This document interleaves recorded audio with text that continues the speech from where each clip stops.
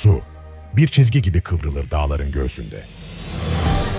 Yükseklerden dökülen her damla bir hikayenin başlangıcıdır. Sis, vadileri sarar. Işık, taşlara dokunur.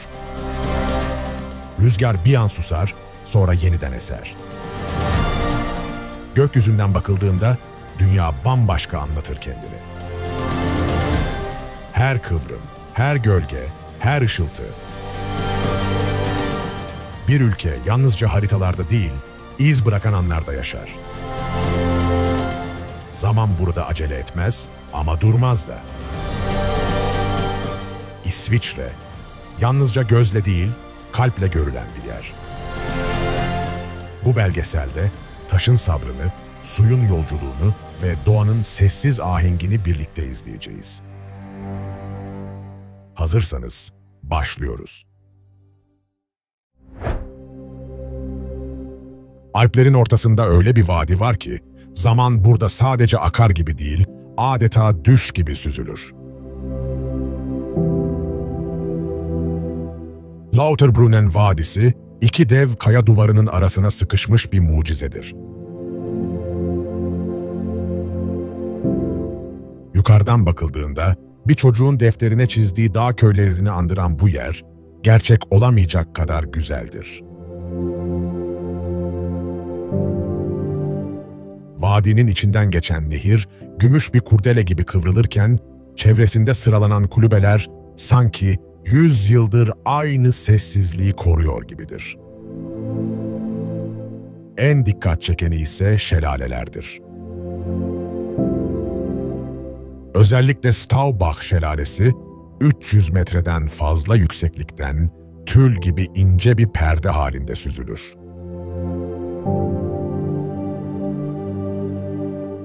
Şelale düşerken havayla buluşur, buharlaşır, yeniden yağar. Burası sadece bir vadi değil, doğanın kendi kalbine yazdığı bir şiirdir. Sabahları vadiyi kaplayan sis, güneşle birlikte ağır ağır dağılırken ortaya çıkan manzara nefes kesicidir. Her adımda çiçek kokularına karışan nemli toprak kokusu burnuna çarpar. Bir tarafta karla örtülü zirveler, diğer yanda yeşilin bin bir tonu. Lauterbrunnen sadece gözle değil, kalple de görülen bir yerdir. Ve bu vadiden yola çıkınca gözlerimizi yukarıya kaldırmamız gerekir. Çünkü sıradaki durak İsviçre'nin göğe yazılmış simgesi. Zermatt ve Matterhorn.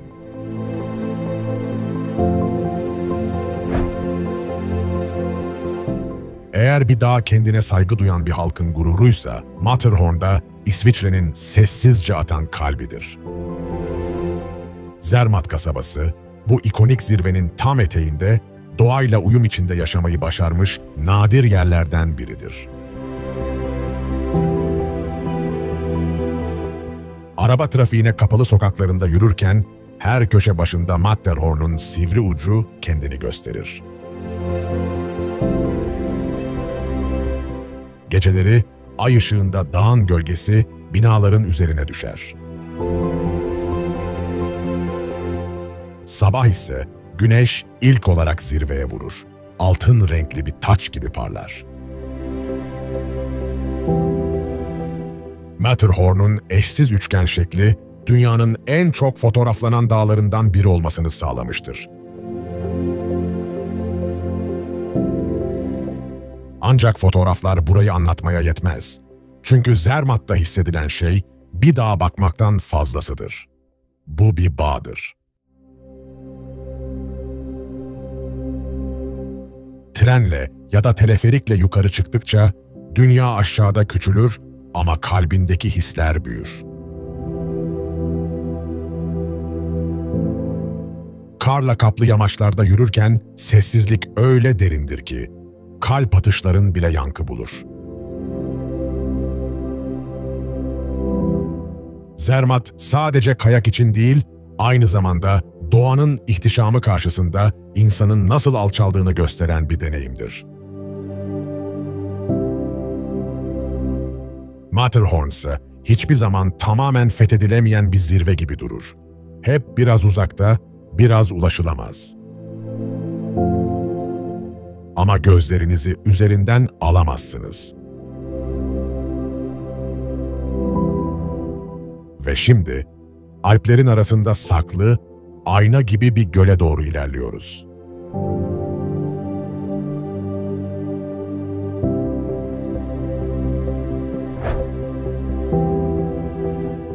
Alplerin kucağında öyle bir göl vardır ki, mavinin en sessiz tonunu barındırır içinde. Oeschinen Gölü, Kandersteg'in yukarısında, sarp kayalıkların arasında saklanmış bir cevher gibidir. Burası, yalnızca gözle değil, iç sesinle de keşfedilmesi gereken bir yerdir.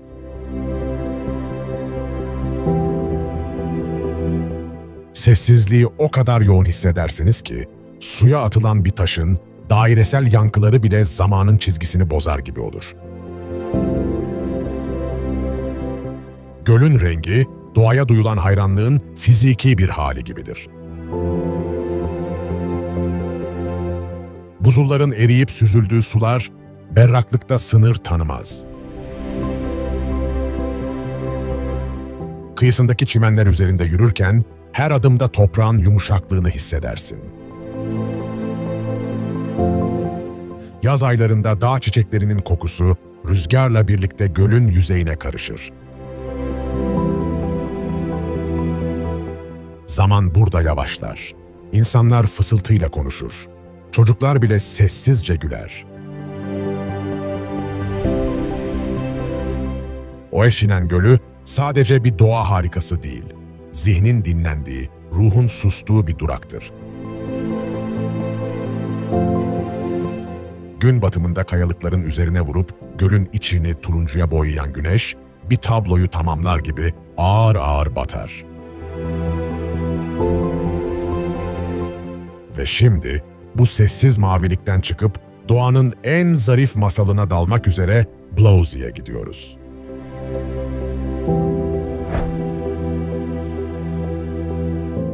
Doğanın insana anlatmak istediklerini bazen dev dağlar, bazen de minik bir göl söyler. Blausee, işte tam da bu ikinci türden bir mucize. Büyüklüğüyle değil, duygusuyla hayran bırakır.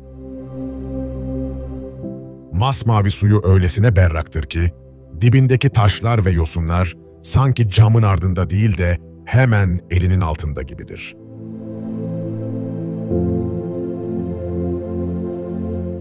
Bu gölün etrafında yürürken insan, yürüdüğünü değil süzüldüğünü hisseder.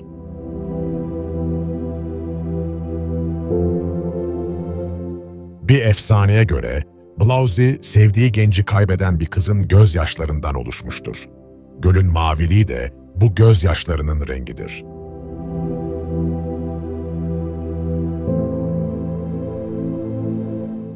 Belki de bu yüzden suyun içinde derin bir hüzün saklıdır.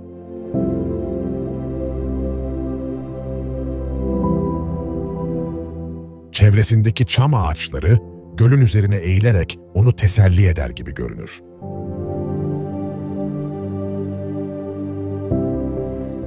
Suya yansıyan gökyüzü, rüzgarla birlikte kıpırdayan bir resim tablosuna dönüşür.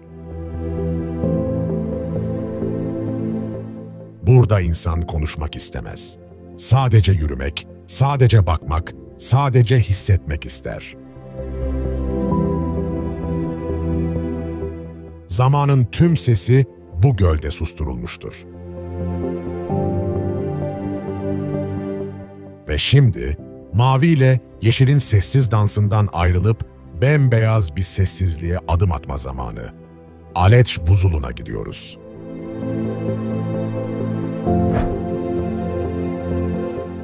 Bazı yerler anlatılmaz, durup dinlenir. Aleç buzulu da bunlardan biridir. Avrupa'nın en büyük buzulu olan bu devasa beyaz nehir, sadece bir doğa olayı değil, zamanın ta kendisidir. Buzun içinden süzülen her çatlak, binlerce yıl öncesinden bir fısıltı taşır.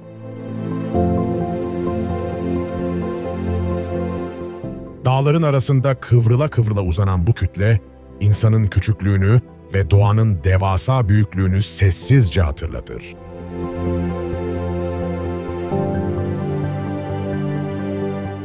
Zirveden aşağıya baktığınızda gördüğünüz sadece bir manzara değildir. Tarihin kendisidir.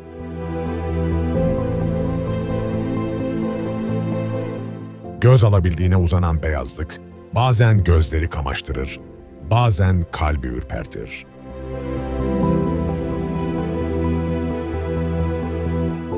Burada attığınız her adım, milyonlarca yıl önce düşmüş bir kar tanesinin üstünden geçiyor olabilir. Yürürken, ayaklarınızın altındaki buzun içinden gelen ince çıtırtılar, dünyanın iç sesi gibidir.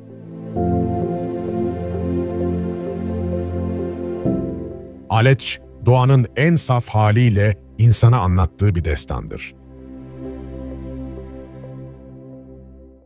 Bu buzulu gördükten sonra insanın içi biraz daha boşalır, biraz daha hafifler.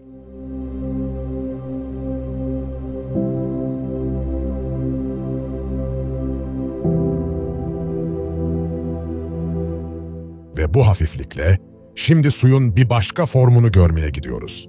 Avrupa'nın en büyük şelalesi olan Rhine Şelalesi'ne.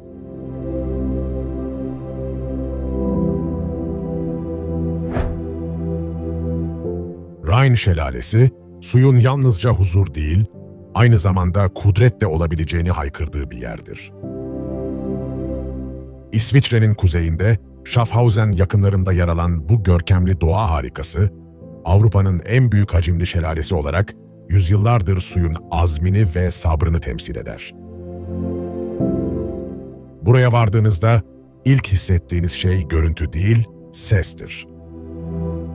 Su yüksekten düşerken kulaklarınızda yankılanan bir öfke gibi gürler. Bu ses, geçmişin ve doğanın birlikte haykırdığı bir marş gibidir. Şelalenin üzerine kurulu gözlem terasları, adeta suyun kalbine ulaşmak için inşa edilmiştir. Oraya vardığınızda, üzerinize doğru fırlayan su damlacıkları teninize çarparken, içinizdeki tüm sessizlik bozulur. Bu sadece bir şelale değil, doğanın devingen yüzüdür. Yazın yükselen su seviyesiyle birlikte taşkın bir heyecan sarar burayı. Baharda eriyen karlarla beslenen Rhine, burada öfkesini kusar ama bir o kadar da can verir etrafa.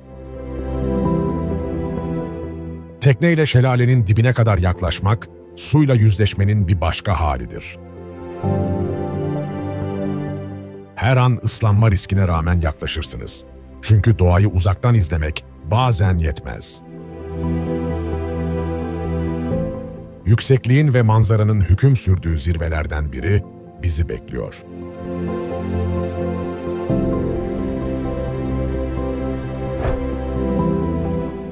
Doğayla aranıza hiçbir şeyin girmediği, hatta bazen ayaklarınızın altındaki toprağın bile çekildiği bir yer varsa, orası Grindelwald First'tür. Bu zirve sadece yüksekliğiyle değil, insana verdiği hislerle büyüler.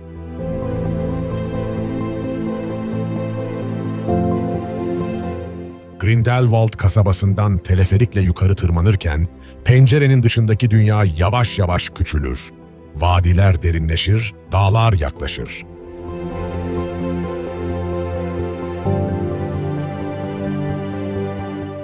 Ve sonunda zirveye ulaştığınızda artık yalnızca yüksekte değil, bir eşiğin ötesindesinizdir.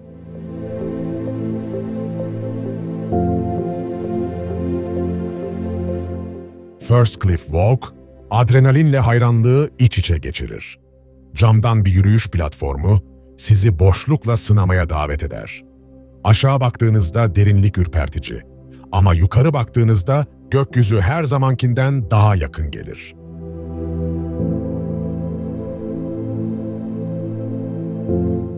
Hava burada başka eser. Teninizi yakmaz, ruhunuzu açar. Her yürüyüş rotası, dağların kalbine doğru uzanan birer şiir gibidir. Dağ keçileri bazen uzaktan göz kırpar, alp çiçekleri patikaları renklendirir.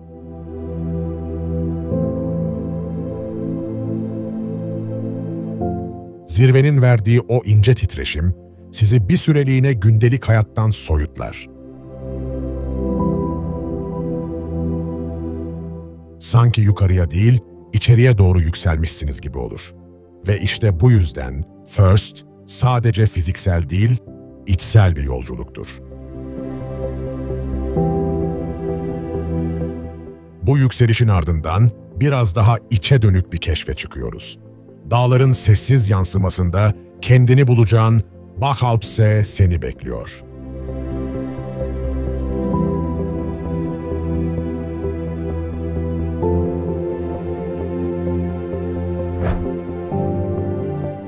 Bachalpsee'ye ulaşmak için önce yürümeyi, sonra susmayı öğrenmeniz gerekir.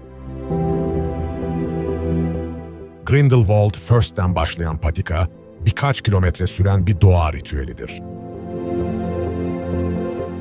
Yavaş yavaş yükselir, ardından küçük bir vadiye inersiniz. Ve sonra göl bir anda karşınıza çıkar. Sessiz, hareketsiz ve tamamen huzur dolu. Bachalpsee, sanki gökyüzünün yere yansıyan halidir. Su o kadar durgundur ki, yansımasını bozmaya kıyamazsınız. Eiger ve Wetterhorn gibi dev dağlar, gölün içinde ikinci bir hayat sürer. Bu manzarayı izlerken, zaman durmaz ama sizi bekler gibi davranır. Çevresinde oturan insanlar konuşmaz, sadece bakar. Çünkü burada kelimeler gereksizdir. Rüzgarın hafif sesiyle dalgalar kıpırdar. Kuş sesleri su yüzeyinden yankılanır. Doğa, burada kendi kendine yetmenin sırrını fısıldar. Gölün etrafında yürürken her şey sanki ağır çekimde hareket eder. Her adımda kalbiniz biraz daha yavaş atar. Bu gölde yıkanan sadece bulutlar değil, insanın zihnidir.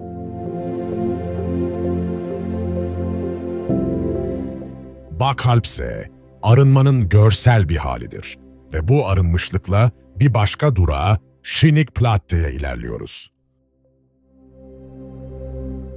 Orası, bu huzurun melodik bir devamıdır.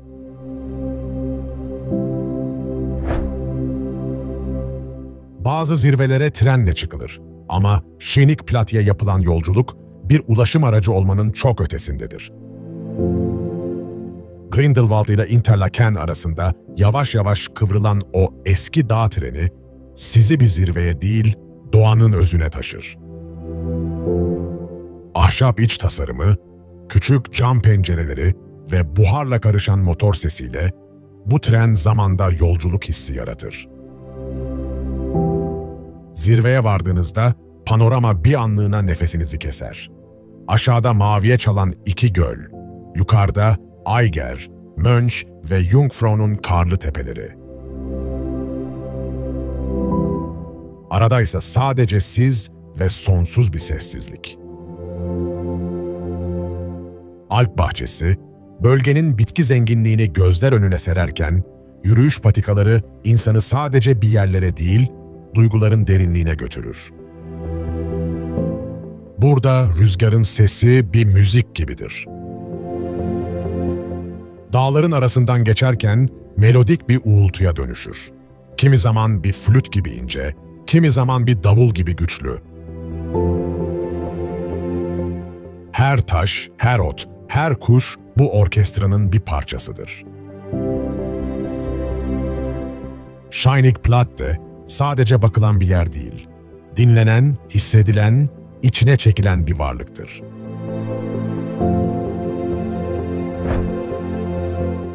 Bazı göller vardır. Sadece güzellikleriyle değil, taşıdığı duyguyla da hafızaya kazınırlar.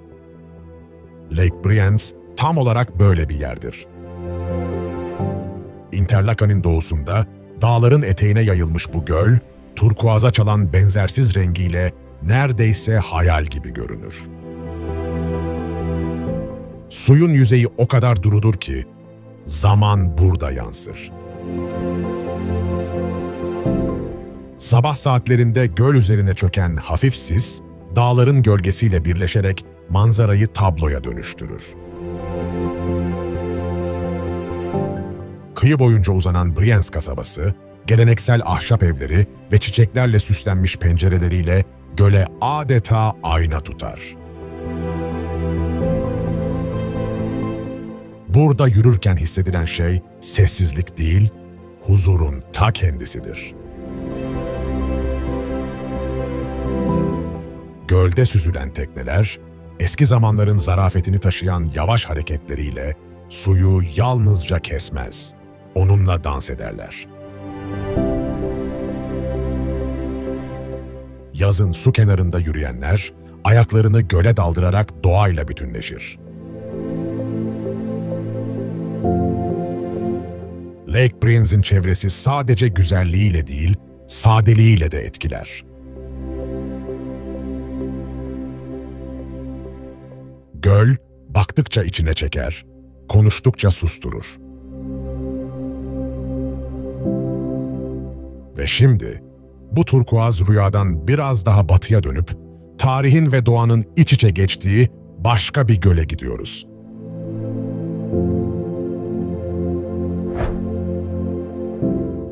Brienz'in içe dönük huzurundan sonra Lake Tan, daha dışa dönük ama aynı ölçüde etkileyici bir deneyim sunar. Interlaken'in batısında yer alan bu geniş göl, çevresine yayılmış kaleler, küçük köyler ve dağ manzaralarıyla İsviçre'nin bir ansiklopedi sayfası gibidir. Su, burada daha açık mavi, kıyı ise tarihle bezelidir. Thun kasabası, gölün adını taşır ve kıyısındaki Thun Kalesi yüksekçe bir noktadan gölü selamlar. Gün batımında kalenin göle düşen silüeti, geçmişle bugünün arasında bir köprü kurar. Göl boyunca uzanan iskelelerde yürümek, yalnızca adım atmak değil, doğanın akışına ayak uydurmaktır. Yaz aylarında yelkenliler göl üzerinde süzülürken, rüzgarın taşıdığı serinlik yüzünüze değer. Lake Tan, aynı zamanda çevresindeki dağlarla güçlü bir uyum içindedir. Nissen Dağı'nın ikonik üçgen silüeti, göl manzarasına dramatik bir derinlik katar. Suyun üstünde gezinen gölgeler, günün her saatinde gölü yeniden tanımlar.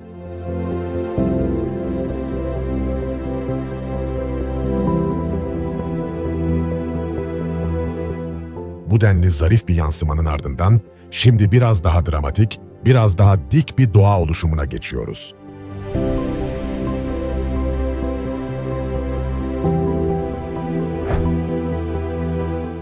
İlk bakışta bir elin oyduğu taş bir yarım halka gibi görünür. Ama Creux du Van sadece bir coğrafi oluşum değil, doğanın sabırla şekillendirdiği devasa bir heykeldir. Neuchâtel kantonunda yer alan bu kaya amfisi, 400 metrelik sarp duvarlarıyla insanı hem büyüler hem küçültür. Buraya tırmandığınızda yalnızca manzarayı değil, içinizdeki boşluğu da görürsünüz. Çevredeki orman yolları sessizdir. Çünkü rüzgarın bile yankılandığı bu doğa arenasında ses dikkatli kullanılmalıdır. Vahşi keçiler sarp kayalıklarda gezerken siz yalnızca durup izlersiniz. Uçurumun kenarına yaklaştığınızda içgüdüleriniz sizi hem yaklaşmaya hem de kaçmaya zorlar. Bu doğanın insana anlattığı ilkel bir denge hikayesidir. Creux du Van'ın tepesinde durduğunuzda göreceğiniz yalnızca bir kaya duvarı değil, zamanın biçim verdiği bir izdir. Her kaya çatlağı, her yosun parçası doğanın sabırlı ama inatçı dokunuşunu taşır. Burası bir dağın değil, doğanın sabrının zirvesidir. Ve şimdi bu derinlikten aşağıya bir vadide gizli ama etkileyici bir perdeye yöneliyoruz.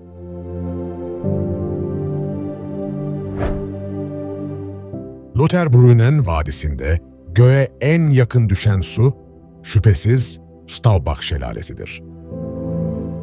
Yüzlerce metre yükseklikten aşağıya süzülen bu narin şelale, suyun en zarif formunu sergiler. Şelale kelimesi burada yetersiz kalır. Çünkü su buraya düşmez, süzülür, adeta havada dans eder.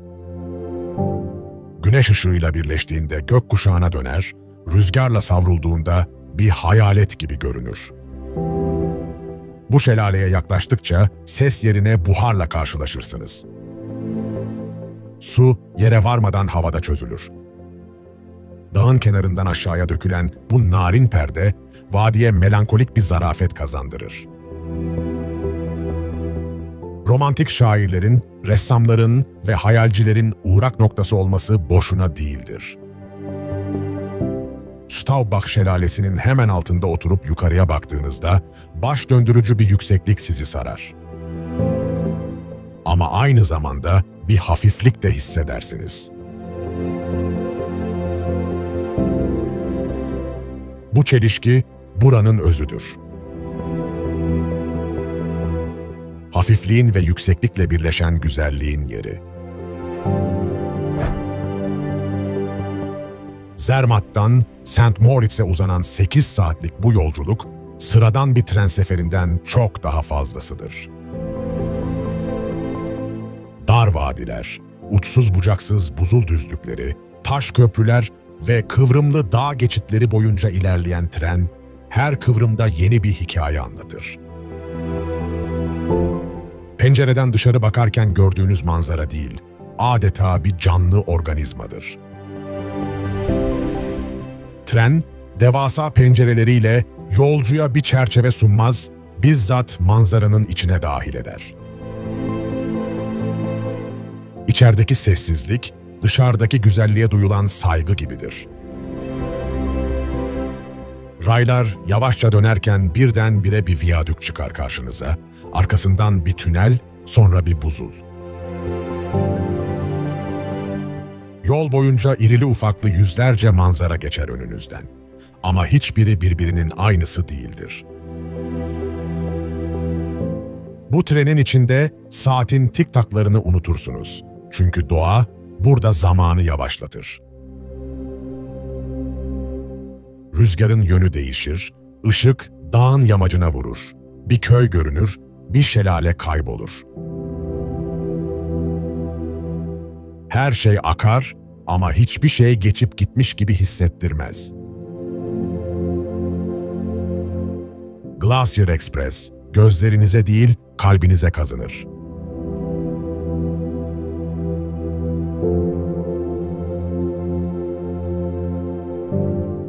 Ve bu hatıraya en çok eşlik eden yerlerden biri, o kıvrımlı köprüsüyle hafızalarda yer eden bir yapı.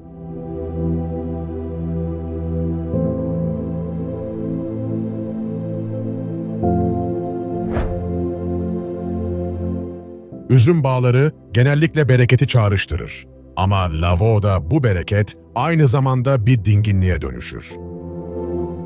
Cenevre Gölü'nün kıyılarında kilometrelerce uzanan bu teraslı bağlar, yalnızca şarap üretiminin değil, insan emeğiyle doğanın uyumunun da simgesidir.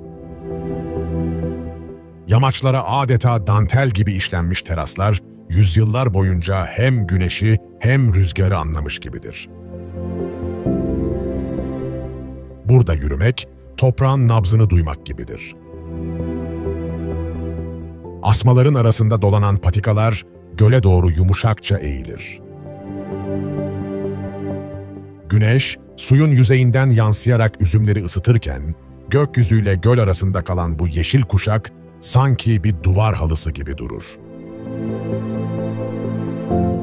Her adımda, geçmişin tarımsal bilgeliğini ve doğanın lütfunu hissedersiniz. Lavao'da gözünüze çarpan sadece manzara değil, geçmişin izidir. Manastırların gölgelediği bağlarda yetişen üzüm taneleri asırlardır aynı rüzgarla kurur. Şarap değil, hafıza saklar bu bağlar. Ve bu huzurlu yolculuğun ardından artık doğanın biraz daha içe dönük, biraz daha geleneksel yüzüyle karşılaşma vakti. İsviçre'nin en renkli ruhunu taşıyan Appenzel'e iniyoruz.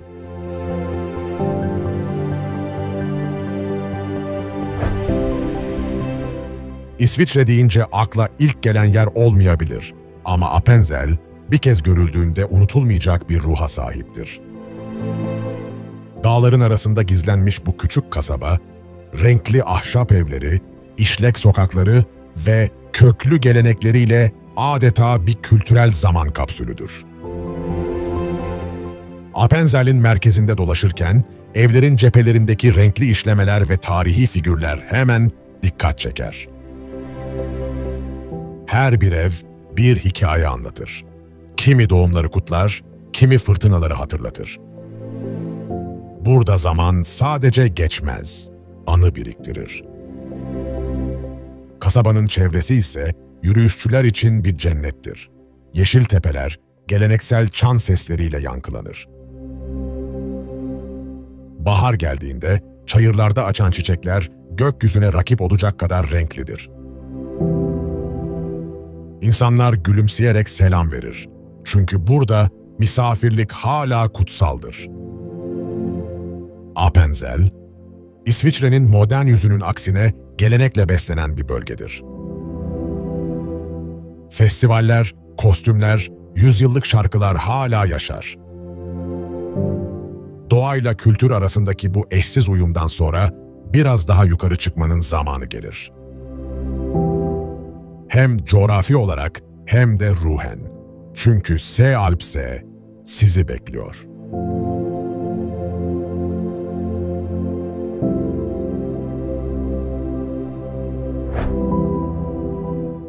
Rigi Dağı'na dağların kraliçesi denmesinin bir sebebi var. Çünkü burası sadece bir zirve değil, dört bir yanı göllerle çevrili, benzersiz bir seyir noktasıdır. Luzern Gölü, Zug Gölü ve Lauwers Gölü, Rigi'nin eteklerinde mavi bir çember gibi uzanır. Sabahın erken saatlerinde bu dağın tepesinde olmak, yeryüzünün uyanışını yukarıdan izlemek gibidir. Güneş ufuktan yavaşça yükselirken, sis göllerin üzerinden kalkar ve vadiler renklenir. Bu manzaraya bakarken, insanın içinde kelimeler tükenir. Rigi'ye ulaşmak da başlı başına bir deneyimdir. Avrupa'nın en eski dişli trenlerinden biri hala buraya çıkar ve tarih ile doğa bir araya gelir. Zirvedeki yürüyüş yolları yalnızca ayaklarınızı değil, düşüncelerinizi de dolaştırır. Burada yürürken gökyüzü size daha yakın, dünya ise biraz daha sakin görünür. Her adımda rüzgarın sesi kulağınıza fısıldar. Yavaşla, sadece bak. Ve tam bu dinginliğin içinde, içinizde bir merak kıvılcımı belirirse, Luzern'in bir başka görkemli zirvesi çağırmaya başlar.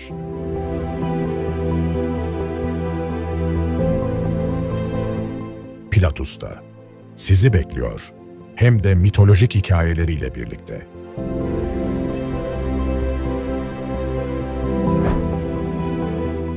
Pilatus Dağı, Yalnızca doğasıyla değil, taşıdığı hikayelerle de yükselir. Luzern şehrinin hemen arkasında tüm görkemiyle yükselen bu dağ, yüzyıllar boyunca ejderhalarla, hayaletlerle ve eski krallarla ilişkilendirilmiş. Bu yüzden buraya çıktığınızda yalnızca bir manzara değil, bir söylencenin tam ortasında durursunuz. Dünyanın en dik dişli treniyle tepeye tırmanırken, dik kayalıklar arasından yükselir, vadilerin ve ormanların üstüne çıkarsınız. Zirvede ise sizi tam anlamıyla baş döndürücü bir panorama karşılar. Luzern Gölü'nün kıvrımları, uzaktaki Alp silsileleri, açık havalarda görülebilen Vosges Dağları.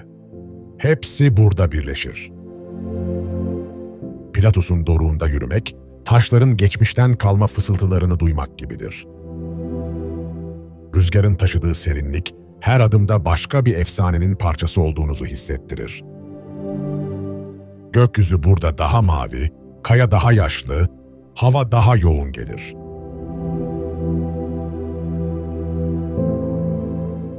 Ve Pilatus'u arkanızda bırakırken daha yüksek bir dünyaya geçme arzusu uyanır içinizde. Şimdi Avrupa'nın en yüksek tren istasyonuna doğru tırmanıyoruz.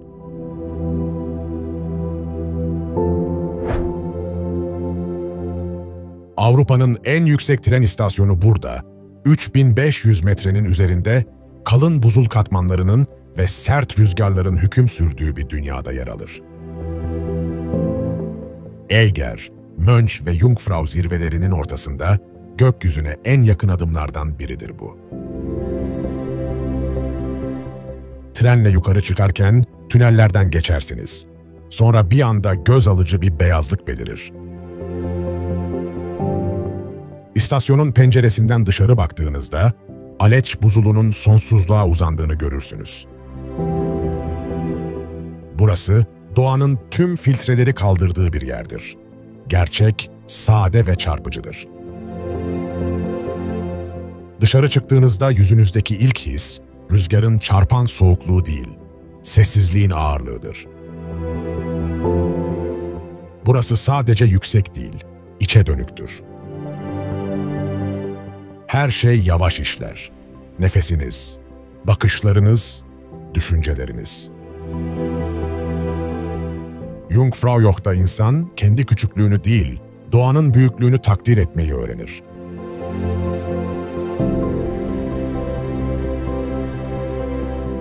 Ve bu zirveden aşağı inmeye başladığınızda, rotanız bu kez geniş dağ yollarına çıkar. Sert kayalıkların arasında kıvrılan, adeta doğanın içinde açılmış bir dikiş hattı gibi uzanan Susten geçidine yönelirsiniz. Yol sizi çağırıyor.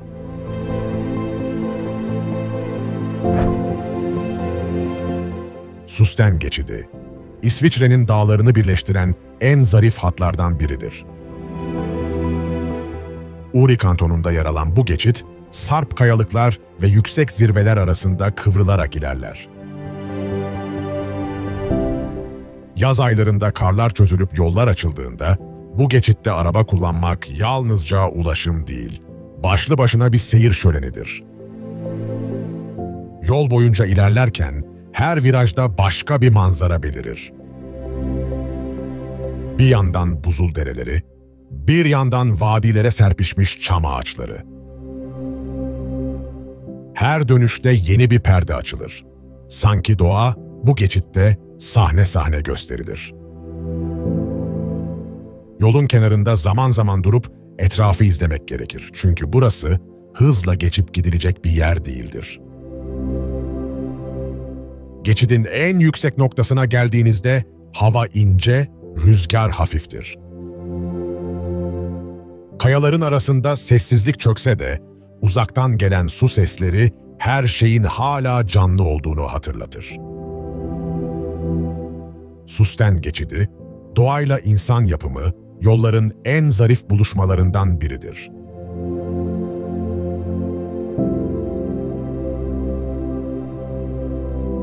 Ve şimdi bu kıvrımlı zarafetin ardından daha eski ve daha zorlu bir rotaya çıkma vakti. Gotthard geçidi, ve Tremola yolu sizi tarihle sınayacak.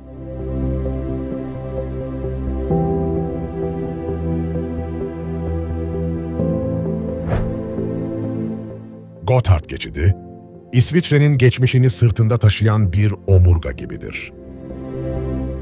Alplerin kalbinden geçen bu kadim rota, yüzyıllardır kuzey ile güneyi birleştirir. Ama asıl büyü, modern otoyolun hemen yanında sessizce uzanan Tremola yolunda gizlidir. Bu eski taş döşeli yol, asırlık zanaatkarların elinden çıkmış gibi her virajda başka bir karaktere bürünür. Sıkı kıvrımlarla yükselip alçalan bu dar yol, sürücüsünü dikkatli olmaya, yolcusunu ise hayran kalmaya zorlar.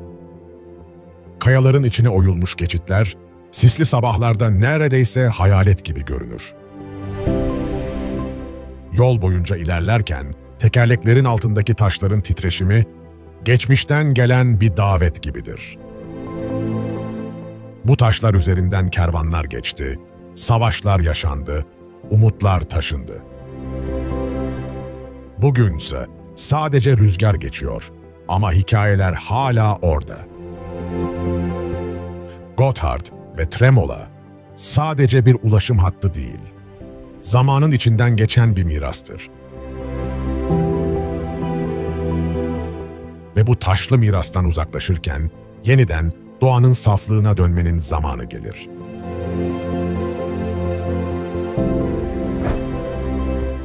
Bazı köyler haritalarda bulunmaz, ruhla hissedilir. Gimmelwald, İsviçre'nin en sessiz, en korunmuş sırlarından biridir. Lauterbrunnen Vadisi'nin sarp yamaçlarında, araba yolunun ulaşamadığı bu köy, modern dünyadan izole bir huzur adasıdır. Teleferikle ulaşılan bu yüksek nokta, sanki zamanın başka bir katmanında yaşıyor gibidir. Taş yollar, ahşap evler ve her köşe başından görülen karlı zirveler sizi yüzyıllar öncesine taşır. Burada yürürken bir çocuk gülümser, yaşlı biri selam verir. Gimmelwald'da herkes birbirini tanır ama siz de yabancı gibi hissetmezsiniz. Dağ keçileri çayırlarda otlarken çanların sesi dağın yankısıyla çoğalır. Köyün kıyısından bakınca aşağıda vadinin derinliği insanı bir an ürpertir. Ama sonra rüzgarın sesi kulağınıza fısıldar. Endişe etme, burada güvendesin. Gimmelwald sadece güzelliğiyle değil, sadeliğiyle büyüler. Buraya gelen sadece gezmek için değil, yeniden hatırlamak için gelir. Yavaşlamayı, durmayı, derin nefes almayı.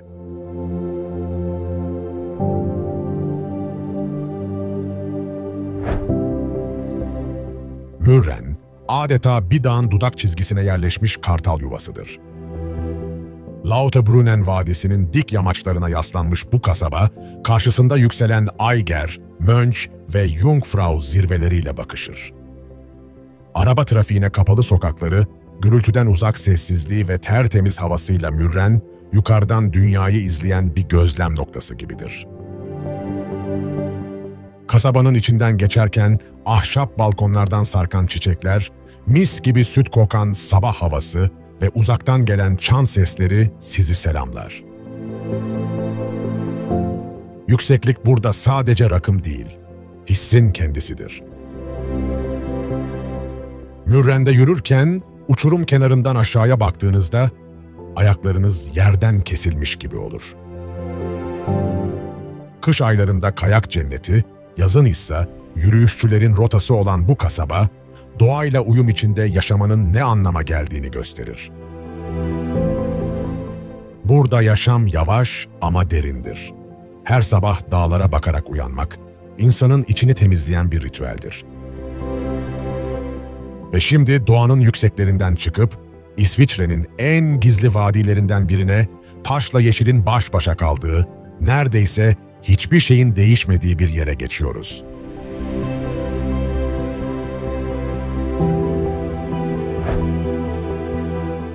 Valbavona, İsviçre'nin güneyinde unutulmuş bir taş vadisidir. Ticino kantonunun en derin köşesinde, Maggia Vadisi'nden ayrılan bu dar kol, doğal güzelliğin en dokunulmamış hallerinden birini sunar. Burada zaman durmuş gibidir. Elektrik yok, asfalt yol yok, acele eden insan yok. Sadece taş evler, yosunlu çatılar ve sonsuz bir sessizlik. Vadinin içinden yürürken devasa kaya bloklarının altında sıkışmış küçük kulübeler görürsünüz.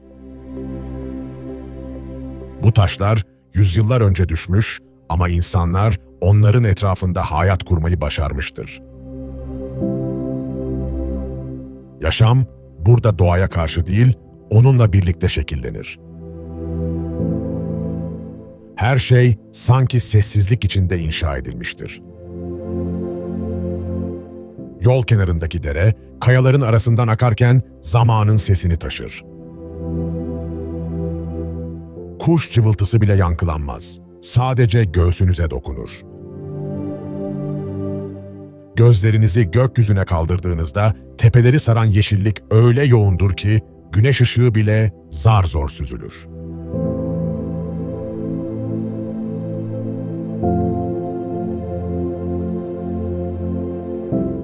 Valbavona, modernliğin kıyısından çekilmiş bir hatıra gibi durur. Doğanın unuttuğu değil, koruduğu bir yerdir.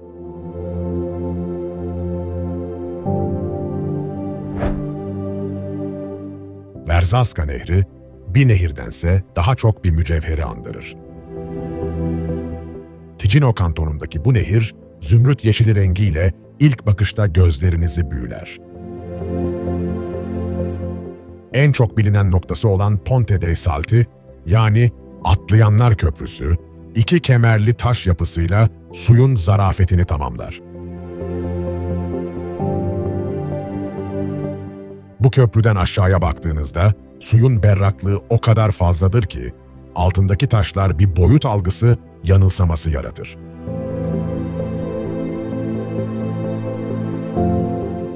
Köprünün etrafı doğal kayalıklarla çevrilidir. Yaz aylarında cesur gençler bu kayalardan suya atlar. Ama nehrin dinginliği hep korunur.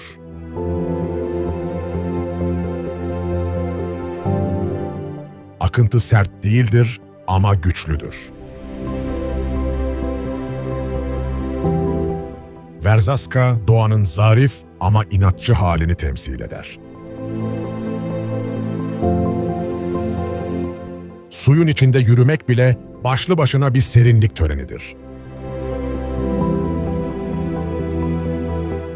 Nehir, etrafındaki taşları cilalamış, zamanla hepsini parlak, yuvarlak ve sabırlı yapmıştır. Bu köprüden geçmek, sadece bir nehri aşmak değil, doğaya olan hayranlığı onurlandırmaktır.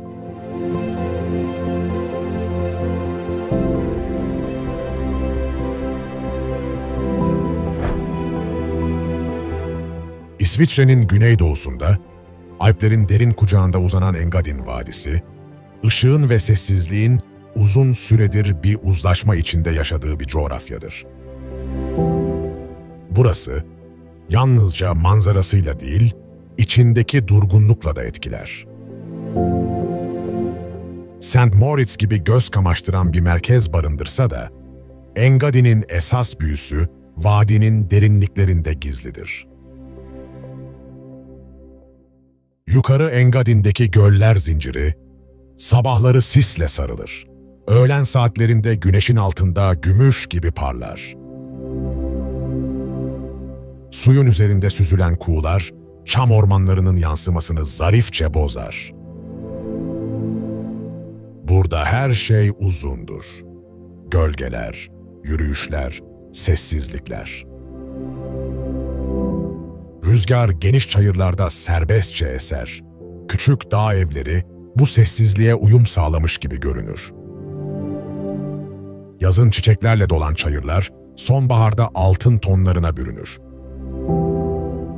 Kışın ise vadinin tamamı beyazın hakimiyetine girer. Donmuş göller, kayakçılar kadar hayal kuranları da cezbeder.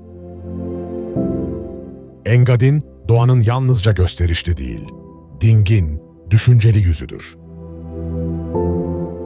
Bu vadide zaman acele etmez. İnsan yürürken yalnızca ilerlemez, düşünür, durur, hisseder. Ve bazen yalnızca bir manzara değil, bir yaşam şekli öğrenilir burada.